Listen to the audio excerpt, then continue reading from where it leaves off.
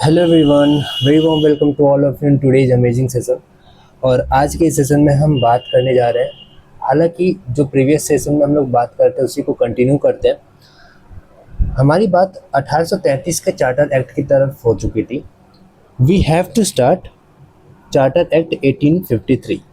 So let us start it again and देखते हैं आगे इसे कहाँ तक कवर कर पाएंगे। बात करते हैं चार्टर एक्ट 1853 के बारे में। सो it separated the legislative and executive function of governor general's council.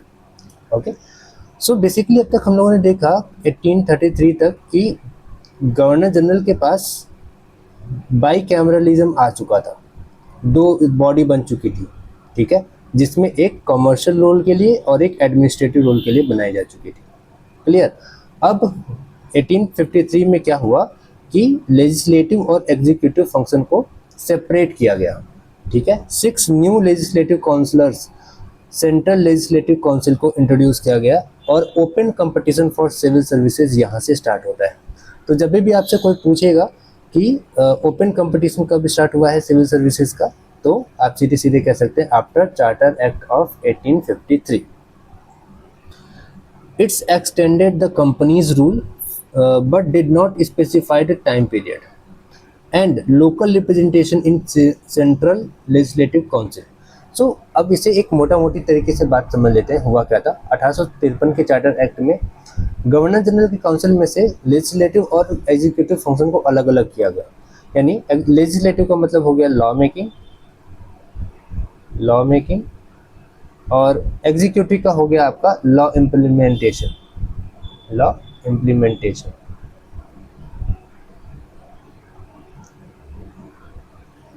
इनको अलग अलग किया गया, ठीक है। फिर 6 न्यू लेजिस्लेटिव काउंसिलर बनाए गए जिन्हें हम सेंट्रल लेजिस्लेटिव काउंसिल कहते हैं।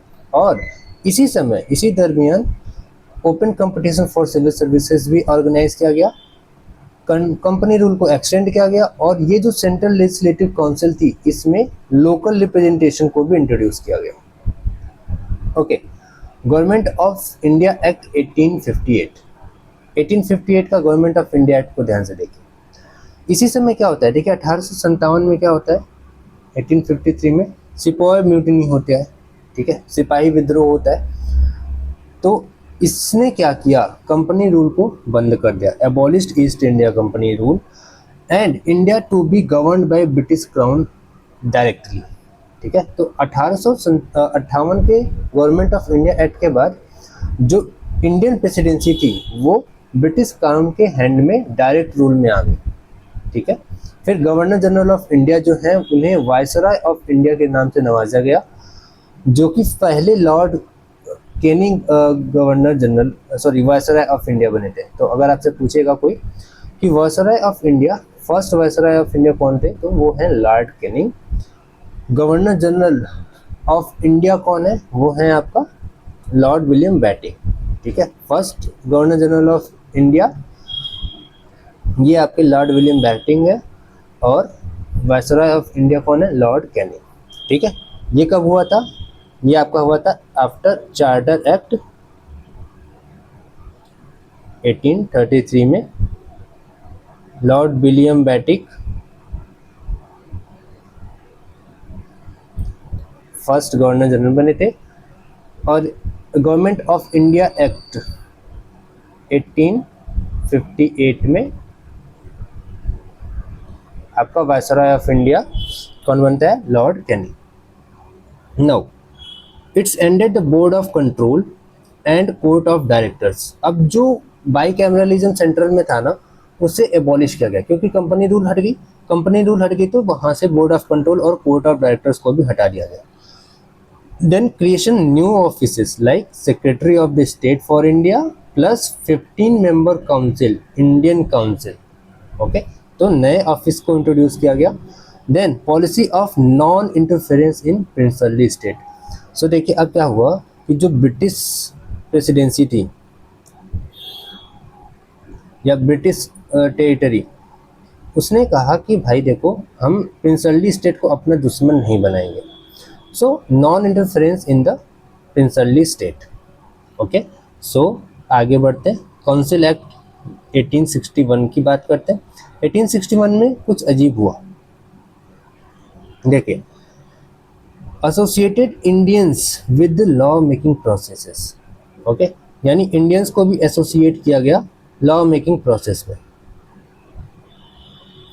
ठीक है। Viceroy to nominate Indians as a non official member, लेकिन ये अभी भी ऑफिशियल मेंबर नहीं है।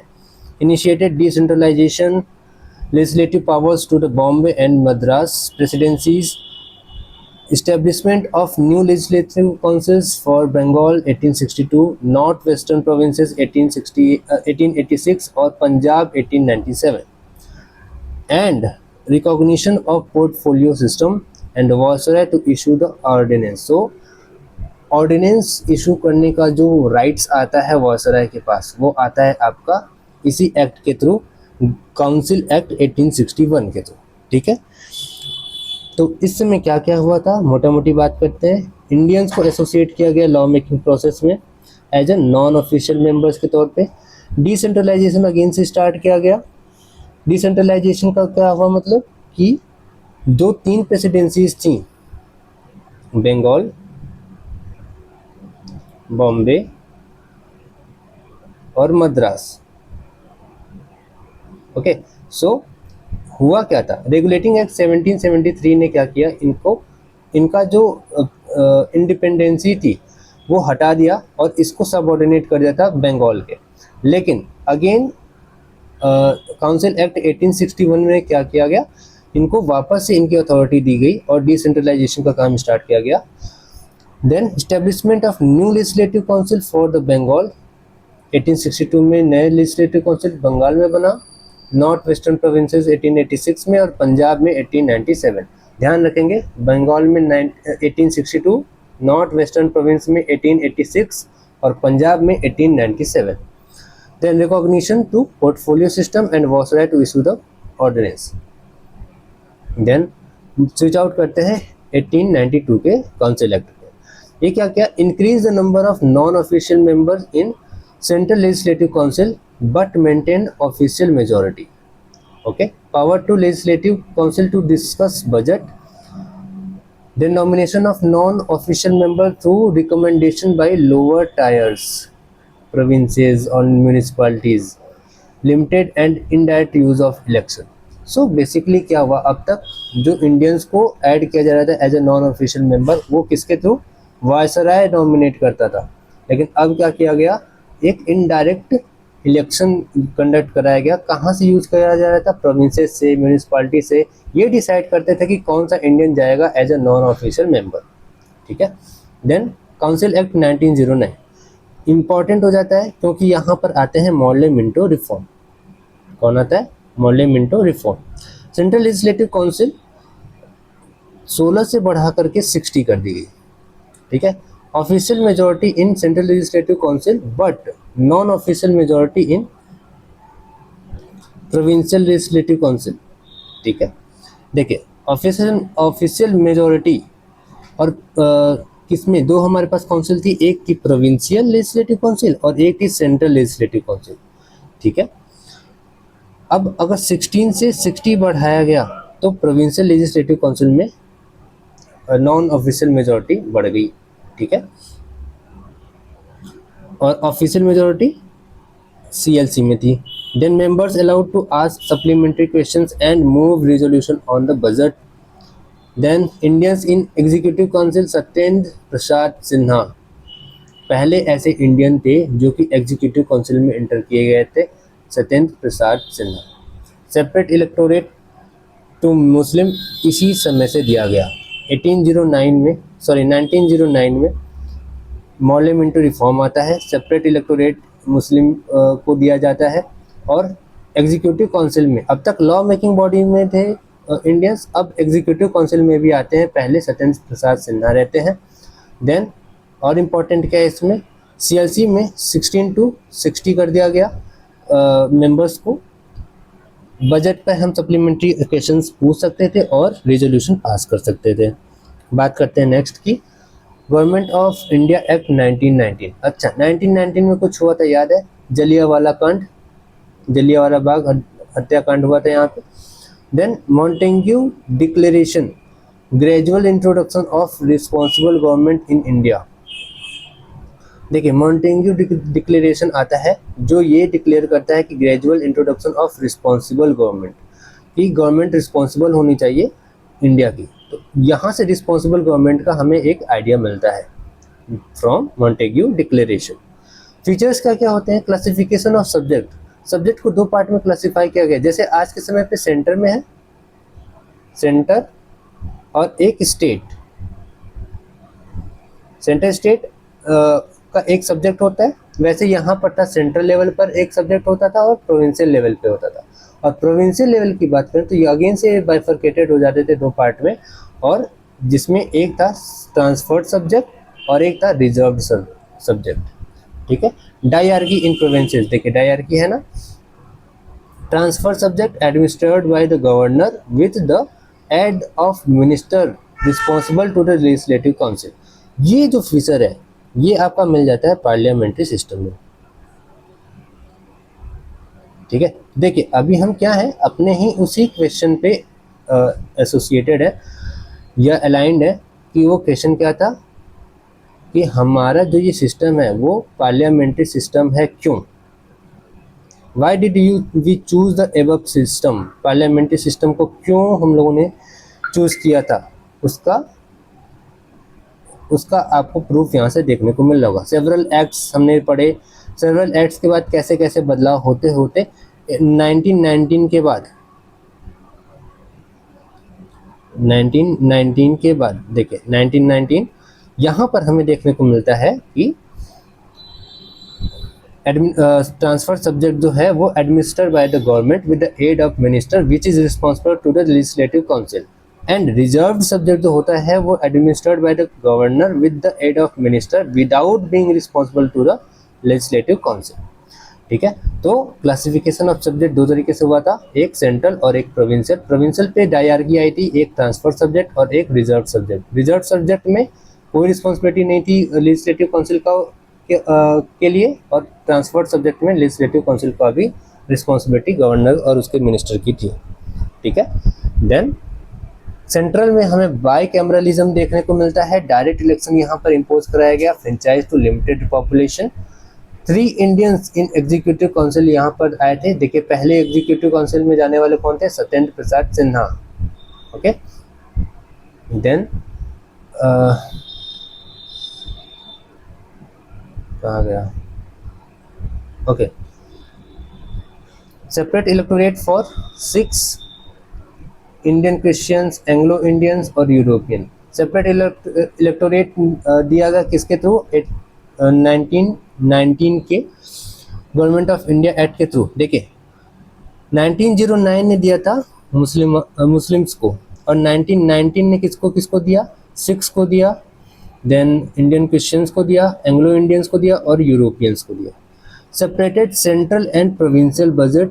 देखिए बाई कैमरलिज्म है तो सेंट्रल और प्रोविंशियल बजट भी होंगे। Then establishment of chamber of princes. Then important section, कौन सा इम्पॉर्टेंट सेक्शन भाई? ये आ जाता है हमारा 1935 का government of India act. Provided for all India federation consisting of provincial and princely state. All India federation बनाया गया। Subject into 3 list, federal, provincial and concurrent. आज का मोमेंट जैसे देखने को मिलता है ना कि यूनियन लिस्ट, स्टेट लिस्ट और कॉन्करेंट लिस्ट। शेड्यूल 7 में हमें ये लिस्ट देखने को मिलती हैं। उसी तरीके से ये कहाँ से लिया गया है? गवर्नमेंट ऑफ इंडिया एक्ट 1935 से। तो गवर्नमेंट ऑफ इंडिया एक्ट में देखिए सब्जेक्ट को 3 लिस्ट में डिवाइड किया गया था, federal, provincial and concurrent. Reserve subject with viceroy के साथ अलाइन किया गया था। Abolished dyarchy and introduce the provincial autonomy. Dyarchy at centre, centre पे दो डायरकी थी अभी भी, जैसा कि हमने देखा फेडरल और provincial. Okay, by cameralism in 6 out of 11 provinces. 11 में से 6 प्रोविंस में बाई कैमरलिज्म था। Reserve seat for depressed classes, establishment of RBI, federal court और सेपरेटेड बर्मा फ्रॉम इंडिया।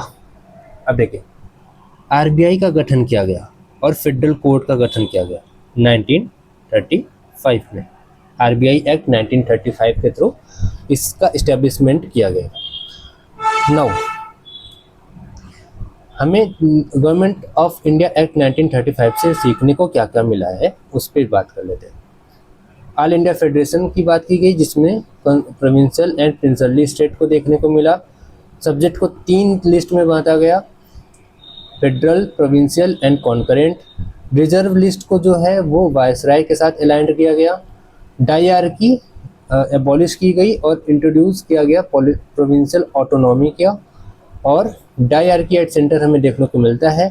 11 में से 6 प्रोविंसेस में बाई कैमरलिज्म देखने को मिलता है। बाई कैमरलिज्म देखने का मतलब क्या, एग्जीक्यूटिव या लेजिस्लेटिव और एग्जीक्यूटिव, या 2 कमरे जैसे कि लोकसभा और राज्यसभा, है ना। उसी तरीके से सेंट्रल और प्रोविंशियल, ठीक है। Now reserve seat for depressed classes, वहाँ पे रिजर्व सीट का इंट्रोड्यूस किया गया। Establishment of RBI from RBI act 1934 and federal court की स्थापना की गई। सेपरेटेड बर्मा फ्रॉम इंडिया, यहाँ से म्यांमार हमसे अलग हो जाता है। देन अब तक जो हमने पढ़ा वो हमारे लिए इम्पोर्टेंट था 1935 तक के एक्ट्स। बात करते हैं मेकिंग ऑफ कॉन्स्टिट्यूशन। तो मेकिंग ऑफ कॉन्स्टिट्यूशन की बात करें तो कॉन्स्टिट्यूएंट असेंबली की डिमांड से स्टार्ट होती है ये कहानी। 1934 में आइडिया ऑफ कॉन्स्टिट्यूएंट असेंबली को पुट किया गया था एम.एन. रॉय के थ्रू। देखिए कुछ फैक्चुअल इन्फॉर्मेशन जो आपको पता होने बहुत ज़रूरी है। जैसे 1934 में आइडिया ऑफ कॉन्स्टिट्यूएंट असेंबली को प्रोवाइड किया गया किसके द्वारा, एम.एन. रॉय के द्वारा। 1935 में क्या हुआ, Indian national Congress officially demanded the constituent assembly. 1940 में क्या हुआ, अगस्त ऑफर आया और डिमांड एक्सेप्ट किया गया, ठीक है। 1942 में क्या हुआ, क्रिस्प प्रपोजल आया और 1946 में कैबिनेट मिशन प्लान के through rejected the idea of 2 constituent assemblies. जैसे कि मुसलमानों ने कहा हमें भी अपनी कॉन्स्टिट्यूएंट असेंबली बनाने को हो, ठीक है। तो ऐसे केस में कैबिनेट मिशन प्लान आकर के कहता है नहीं 2 कॉन्स्टिट्यूएंट असेंबली नहीं बनेगी, केवल 1 कॉन्स्टिट्यूएंट असेंबली बनेगी, ठीक है। कंपोजिशन की बात करते हैं। कंपोजिशन की बात करें तो based on the cabinet mission plan 1946 के कैबिनेट मिशन प्लान के थ्रू 389 सीट पर 389 सीट डिसाइड की गई थी, जिसमें से 296 ब्रिटिश इंडिया के थी और 93 प्रिंसली स्टेट्स के थे। अब 296 में से 292 आउट ऑफ 11 प्रोविंसेस और 4 फ्रॉम चीफ कमिश्नर प्रोविंसेस। समझ में आया। जैसे कि कैबिनेट मिशन प्लान 1946 के थ्रू 389 सीट्स थी, जिसमें से 93 प्रिंसली स्टेट से ली गई थी और 296 ब्रिटिश इंडिया से लिया गया था। अब ब्रिटिश इंडिया भी 2 पार्ट में बाइफरकेटेड था, जिसमें 292 सीट जो है वो 11 प्रोविंसेस से ली गई थी और 4 सीट जो है वो चीफ कमिश्नर प्रोविंसेस से ली गई थी। Election to the constituent assembly, तो देखिए 93 तो प्रिंसली स्टेट के थे, 296 ब्रिटिश इंडिया के थे, तो 296 में से 208 सीट आईएनसी लेती है, 73 मुस्लिम लीग लेती है और 15 अदर्स लेते हैं। मुस्लिम लीग विड्रॉ कर लेती है और 389 में से 299 सीट ही रह जाती हैं। 73 घटा दीजिए, 73 घटा देंगे तो आपका आ जाए, ठीक है। फिर आगे चलते हैं। अब 299 सीट में देखिए 229 प्रोविंसेस और 73 प्रिंसली स्टेट। क्लियर। ये सब तो था आपका फैक्चुअल नॉलेज, जो कि खास उतना नहीं पूछा जाता है, इसलिए आप इसे इग्नोर कर सकते हो। बट ये सेक्शन जो है ना, ये सेक्शन ये बहुत इंपॉर्टेंट हो जाता है। तो मेक श्योर आप इसको अच्छे से रिवाइज करेंगे। आगे का सेशन हम नेक्स्ट वीडियो में करने की कोशिश करेंगे। Thank you.